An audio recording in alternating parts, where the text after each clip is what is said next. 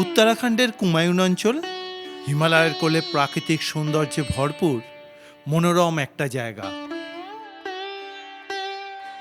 এখানে বরফে ঢাকা উঁচু উঁচু পাহাড়, সবুজে মোড়া উপত্যকা, ঘন বন, স্বচ্ছ জলে বয়ে যাওয়া নদী এবং সুন্দর সুন্দর লেক এই অঞ্চলকে প্রকৃতিপ্রেমীদের কাছে এক স্বর্গরাজ্যে পরিণত করেছে। আমি গত কয়েকটা দিন ধরে কুমায়ুনের নৈনিতাল, আলমোড়া, বিনসার, কৌশানি, বাগেশ্বর, জাগেশ্বর এইসব জায়গাগুলো ঘুরে দেখছি, যেগুলো গত কয়েকটা পর্বে আমি তোমাদেরকে দেখিয়েছি। আজকে ঘুরে দেখব কুমায়ুন অঞ্চলের প্রকৃতির আরেক স্বর্গরাজ্য রানীক্ষেত।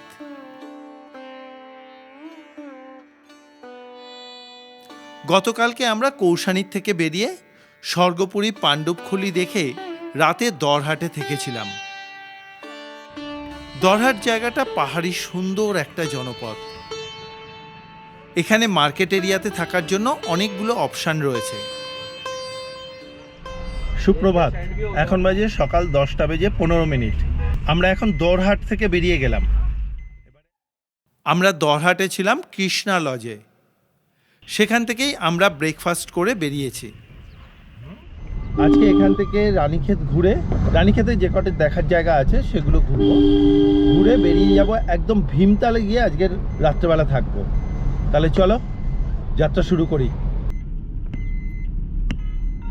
हाँ भुवन जी, पहले कहाँ जाना है? पहले सर जाएंगे हम कालिका टेम्पल रानीखेत। अच्छा, फिर उसके बाद जाएंगे गोल्फ ग्राउंड। ठीक है, चलिए। कितना दूरी पर? यहाँ से 35 किलोमीटर। গাড়ি এগিয়ে চলল সবুজে মোড়া পাহাড়ি পথ ধরে। সত্যি এদিকে চলার পথের প্রাকৃতিক সৌন্দর্য অপরূপ সুন্দর। সামনে পাহাড়ের গায়ে উঁচু উঁচু পাইন গাছের বনভূমি, আর দূরে নীলাভ পাহাড়ের সারি। চলতে চলতে পাহাড়ের প্রতি কটা বাঁকে ল্যান্ডস্কেপগুলো বদলে যেতে থাকলো। প্রতি কটা ল্যান্ডস্কেপের সৌন্দর্য একটার থেকে অন্যটি আলাদা।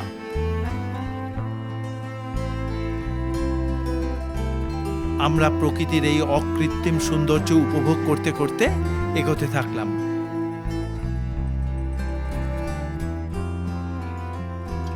দরহাট থেকে রানীক্ষেতের দূরত্ব প্রায় 35 কিলোমিটার। সরাসরি গাড়িতে গেলে সময় লাগে 1 ঘন্টা 15 মিনিট। আমাদের যেতে হবে কাফরা গাগাস ভ্যালি হয়ে। দেখতে দেখতে আমরা কাফরাতে পৌঁছলাম। এটাও একটা মার্কেট এরিয়া। কাফরা থেকে আরো কিছুটা এগোনোর পর পৌঁছলাম গাগাস ভ্যালিতে। গাগাস ভ্যালি একটু ফাঁকা ফাঁকা। এখানকার পাইন আর দেবদারু গাছের মনোরম দৃশ্য, তার সঙ্গে হিমালয়ের অপূর্ব প্রাকৃতিক পরিবেশ যে কোনো মানুষের মন জয় করে নেবে। এইভাবে আরও বেশ কিছুক্ষণ চলার পর দরহাট থেকে রানীক্ষেত যাওয়ার পথে, এটা রানীক্ষেত টু আলমোড়া রুটে কালিকা বলে একটা জায়গা আছে। এই জায়গাতে আমাদেরকে নিয়ে এসে দাঁড় করালো গাড়ি। এবারে আমরা এখান থেকে যাব একটা কালী মন্দির আছে, সেটা দেখতে। চলো। ঢুকলাম প্রবেশদ্বার দিয়ে। উঁচু উঁচু পাইন আর দেওদার গাছের জঙ্গলের মধ্যে শান্ত পরিবেশে মন্দির রয়েছে।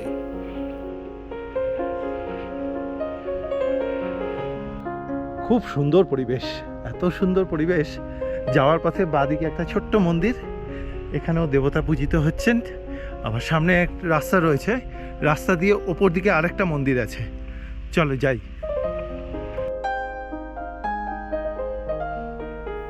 এগিয়ে চললাম আরো ওপরের দিকে, যেখানে মূল মন্দির রয়েছে।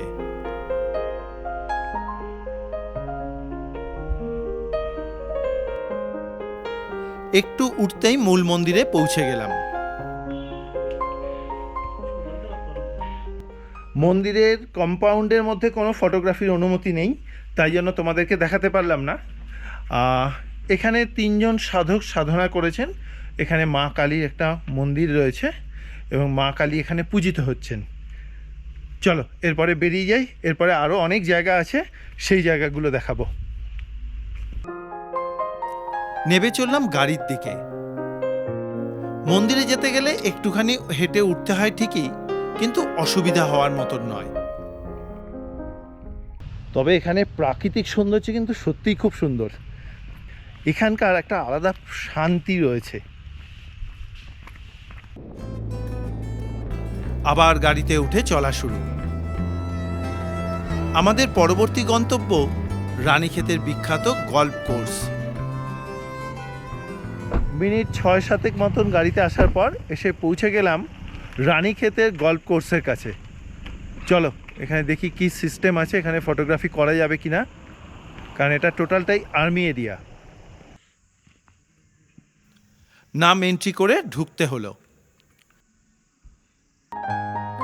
রানীক্ষেতের গল্ফ কোর্স প্রকৃতি ও সৌন্দর্যের এক মিলনস্থল। ঘাসে মোড়া বিরাট বড় একটা ভ্যালি, চারপাশে উঁচু উঁচু পাইন আর দেবদারু গাছের বন জায়গাটাকে আলাদা একটা মাত্রা এনে দিয়েছে। এই গল্ফ খেলার জায়গায় মূলত আর্মির লোকেরাই বেশি খেলাধুলা করে থাকে। এখানকার নির্মল পরিবেশ, ঠান্ডা হাওয়া এবং প্রকৃতির নীরবতা পর্যটকদের কাছে প্রকৃতির অপরূপ সৌন্দর্যকে উপভোগ করার জন্য এক আদর্শ জায়গা। গল্ফ কোর্স থেকে বেরিয়ে এবারে আমরা সোজা যাব মনোকামনেশ্বর মন্দির দেখতে। চলো তাহলে। গল্ফ কোর্স থেকে মনোকামনেশ্বর মন্দিরের দূরত্ব প্রায় 5 কিলোমিটার মতো। এইদিকে পাইন, দেওদার আর চির গাছের জঙ্গলটাই বেশি। চারদিকে শুধু সবুজ আর সবুজ। পুরো রাস্তাটাই খুব সুন্দর।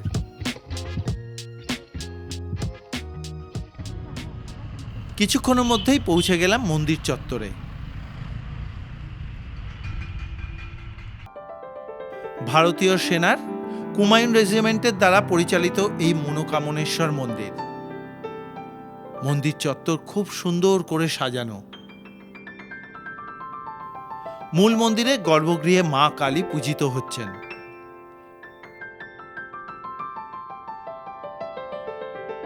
এই মন্দিরে মন থেকে প্রার্থনা জানালে তা পূরণ হয় বলে মা কালী এখানে মনোকামনেশ্বর বলে পরিচিত।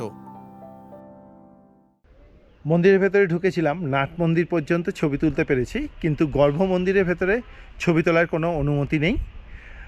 গর্ভ মন্দিরে মা কালী এখানে পূজিত হচ্ছেন। খুব সুন্দর একটা প্রতিমা, দেখে মনে হবে একদম জীবন্ত।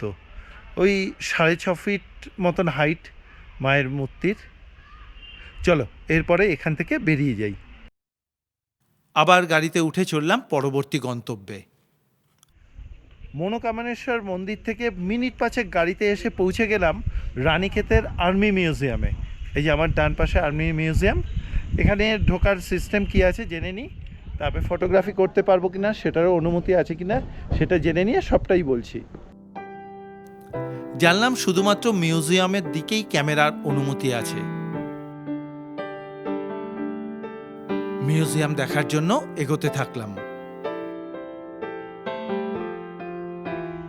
ভেতরে ঢুকতে গেলে প্রতি ভিজিটারের আধার কার্ড, ফোন নাম্বার এবং অ্যাড্রেস পুরোটা কিন্তু দিয়ে তারপরে ভেতরে ঢোকা যায়।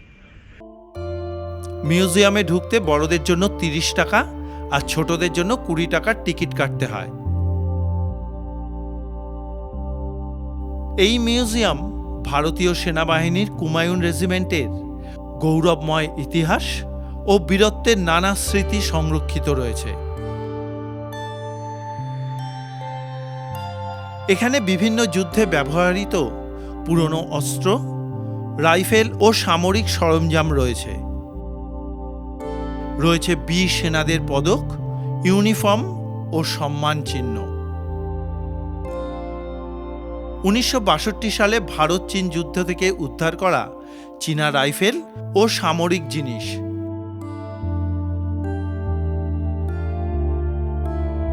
রয়েছে দ্বিতীয় বিশ্বযুদ্ধের জাপানি ওয়্যারলেস ফিল্ড টেলিফোন, কার্গিল যুদ্ধের ছবি নথি ও স্মারক রয়েছে এখানে। রানী লক্ষ্মীবাইয়ের রূপোর রাজদণ্ডও রয়েছে মিউজিয়ামে। রয়েছে পরমবীর চক্রপ্রাপ্ত কুমায়ুন রেজিমেন্টের বীর সেনাদের স্মৃতিচিহ্ন। মিউজিয়ামের বাইরে একটি স্মারক রয়েছে, যা দেশের জন্য আত্মবলিদানকারী সেনাদের সম্মানে নির্মিত। মিউজিয়াম দেখে বেরিয়ে এলাম, সত্যি খুব ভালো লাগলো, খুব সুন্দর। এই মিউজিয়ামের ভেতরে যখন ঢুকে দেখছিলাম তখন মনে হচ্ছিল আমাদের বীর ভারতীয় সন্তানরা কত তাদের আত্মত্যাগ আছে, তবেই কিন্তু আমরা এরকম নিশ্চিন্তভাবে জীবনযাপন করতে পারি। চলো এবার এখান থেকে বেরিয়ে যাই এর পরের গন্তব্যে। গাড়িতে উঠে চললাম সামনের দিকে। রানীক্ষেত জায়গাটার প্রাকৃতিক সৌন্দর্য যে এত সুন্দর ভাবা যায় না, কিন্তু এখানে একটা অসুবিধা হচ্ছে, এটা পুরোটা ক্যান্টনমেন্ট জোন। এখানে আমরা সাধারণভাবে ছবি তুলতে পারছি না, কিন্তু কি আর করা যাবে, এখন এই জঙ্গলের রাস্তার মধ্যে দিয়ে যাচ্ছি, এখানে খুব বুঝে শুনে আমাদের ছবি তুলতে হচ্ছে। আমি তাই জন্য মন খুলে যে রাস্তার প্রাকৃতিক সৌন্দর্য দেখাবো সেটা দেখাতে পারছি না। চলো এখন আমরা এখান থেকে যাচ্ছি চৌবাটিয়া গার্ডেন বলে একটা জায়গা, ওটা পুরো ফলের বাগান। এই মুহূর্তে হয়তো আমরা ফল সেরকমভাবে কিছু পাবো না। এই যে আমরা চৌবাটিয়া গার্ডেন যাচ্ছি, এর আগে আর্মি পোস্টে আমাদের গাড়ির নাম্বার রেজিস্টার্ড করে, আমাদের আধার কার্ড, নাম, অ্যাড্রেস সব কিছু রেজিস্টার্ড করে তারপরে যেতে পারছি। চলো যাওয়া যাক, একদম বাগানে গিয়ে কথা হচ্ছে।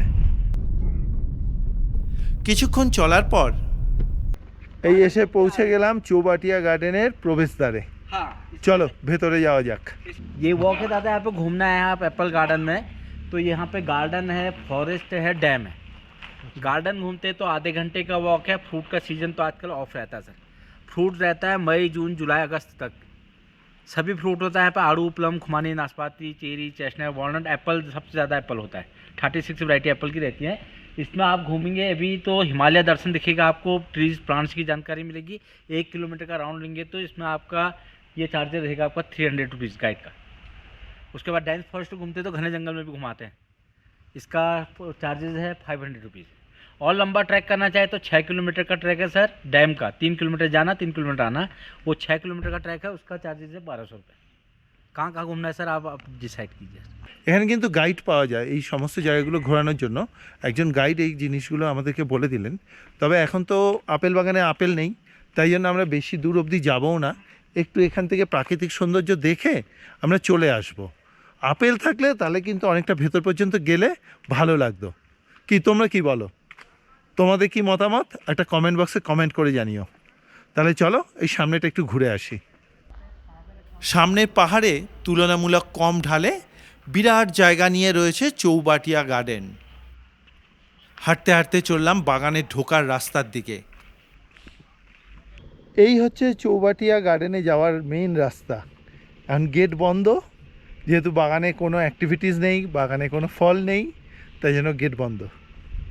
আমরা বেশ কিছুটা ঘুরে এলাম, চলো এবার এখান থেকে বেরিয়ে যাই। তবে ইচ্ছা রইল একবার এপ্রিল মে থেকে আগস্টের মধ্যে একবার আসার। এই জায়গাটাও বেশ সুন্দর পরিবেশ।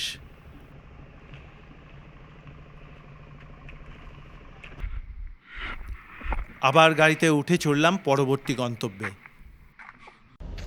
চৌবাটিয়া গার্ডেন থেকে সোজা চলে এলাম ঝুলা দেবী মন্দিরে। চলো এই সামনে মন্দির দেখে আসি।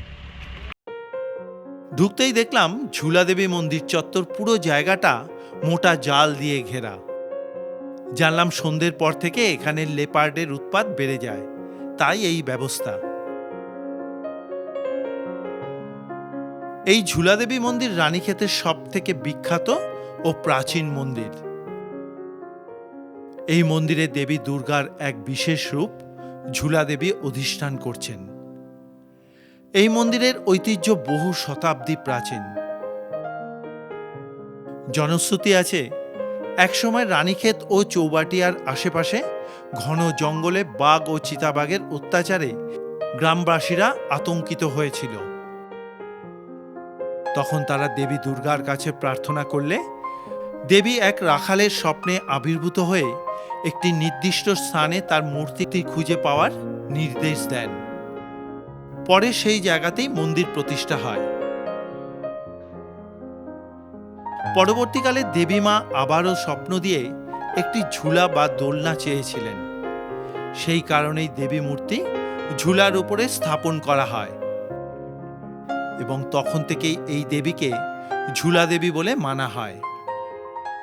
इस मंदिर का ऐसा महत्व है कि आप इतनी सारी जो घंटियां देख रहे हैं, यहाँ पर ऐसा है कि जहाँ आपका कोई भी काम पूरा नहीं होता है तो उस आस्था से लोग इधर आते हैं और माँ से मांगते हैं, और उसी समय माँ को कहते हैं माँ मेरी मनोकामना पूर्ण होगी, तो साइज़ ऑफ द घंटी बता देते हैं और पूर्ण होने के बाद घंटी चढ़ाते हैं। अब ऐसा भी नहीं है कि आप घंटी, आपका मनोकामना पूर्ण हो गई तो आपको दौड़ के आना है। आप कभी भी लाइफ टाइम में आ सकते हैं। आप आएँ, चाहे आपके फ्रेंड्स आएँ, बच्चे आएँ, कोई भी आएँ और घंटी लाके टांग सकते हैं। और लास्ट ऑप्शन भी माँ ने दिया है। अब आपने देखा कि हमारे पास कोई नहीं है इतनी दूर आने वाला, तो माँ ये कहती है कभी भी आपको खांसी हो जाए या बुखार हो जाए तो आप सोचेंगे मैंने माँ को ऑफ़र नहीं किया इसलिए मुझे ये बीमारी हो रही है, बट नो, माँ कहती है इस समय में आप अपने इलाके में माँ का जहाँ भी टेम्पल है वहाँ पर जो चढ़ाया जाता है, ज़रूरी नहीं है घंटी, वहाँ पर जो प्रसाद के रूप में ज़्यादा चढ़ाया जाता है वो चढ़ा दीजिए। माँ को सब पता है, वो वहीं से कलेक्ट कर लेती है, आपकी मन की शांति भी हो जाती है और माँ अपना पूर्ण हो जाता है। स्वयं महादेव, बजरंगबली और মা দুর্গা। মন্দির তো ঘুরে দেখলাম। ঘুরে দেখতে দেখতে এখানে যে মাতাজি রয়েছেন তার সঙ্গে কথা বলছিলাম। তার থেকে কথা বলে জানতে পারলাম আমি এখন যে জায়গাটাতে দাঁড়িয়ে আছি, এই যে মন্দিরটা পুরো চারদিকে পুরো নেট দিয়ে ঘেরা।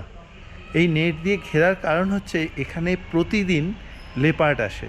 ঠিক সন্ধ্যেটা উতরে গেলেই এখানে লেপার্ডের আনাগোনা শুরু হয়ে যায়। তা মাতাজি বলছিল যে এখানে একটা লেপার্ড আছে যে প্রতিদিন সন্ধ্যা আরতির সময় বা তার একটু বাদেই এখানে চলে আসেন। এখানে তার 4টে বাচ্চাকে নিয়ে আসে, এখানে চুপচাপ মন্দিরের কাছে বসে বেশ কিছুক্ষণ সময় থেকে তারপরে চলে যায়। আমি অবাক হয়ে গেলাম এই কথাটা শুনে। তারপরে সন্ধেবেলা এখানে খুব তাড়াতাড়ি মন্দির বন্ধ হয়ে যায়, কারণ এখানে লেপার্ডের উৎপাত খুব রয়েছে। এখানে কিন্তু যারা লেপার্ডগুলো রয়েছে তারা কিন্তু কখনো মানুষকে মারে না, মানুষকে ধরে না। তারা হয়তো গবাদি পশু বা এমনি জন্তু জানোয়ারকে নিয়ে যায়, কিন্তু মানুষকে মারে না।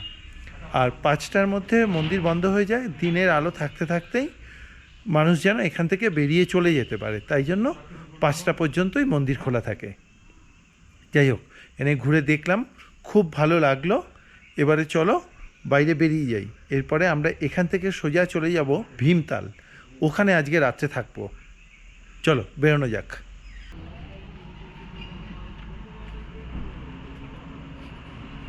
মন্দির থেকে বেরিয়ে গাড়িতে উঠে বসলাম। এখন বাজে বেলা 3টে। আমরা গাড়িতে উঠে সোজা চলে যাব ভীমতাল। আজকে রাত্রেবেলা কিন্তু ভীমতালেই থাকবো। চলো ভীমতালে দেখা যাবে কি কি আছে। এগিয়ে চললাম পাহাড়ি পথ ধরে। এখন বাজে বিকেল 4:12। এসে পৌঁছে গেছি কাঁচি ধামের কাছাকাছি। এখানে এখন কিছু খেয়ে নিতে হবে, কারণ প্রচুর খিদে পেয়েছে। দেখি যদি নুডলস পাওয়া যায় তো তাই খাবো। ঢুকে পড়লাম রেস্টুরেন্টে ঢুকে আবার বেরিয়ে এসেছি।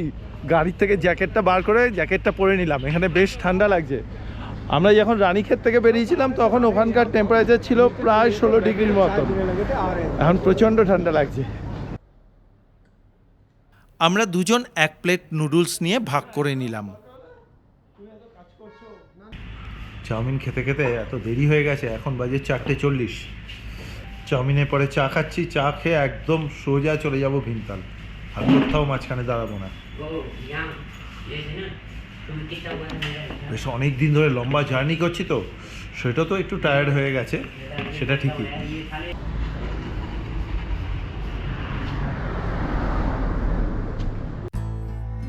আবার গাড়িতে উঠে চললাম ভীমতালের উদ্দেশ্যে।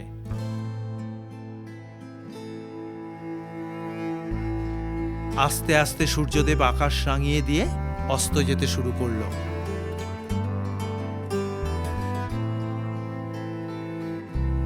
আজকের এই ভিডিও তোমাদের কিরকম লাগছে অবশ্যই করে একটা মতামত জানিও কমেন্ট বক্সে।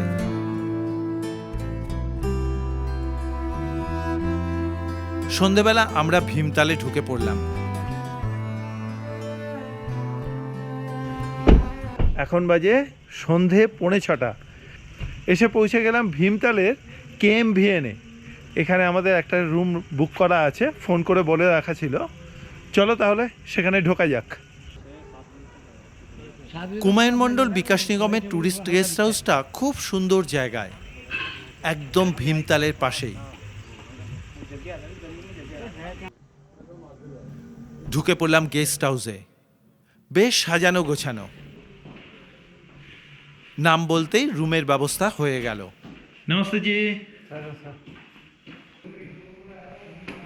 আমাদের রুম দোতলাতে। এই হলো আজকে রাতে আমাদের থাকার আস্তানা।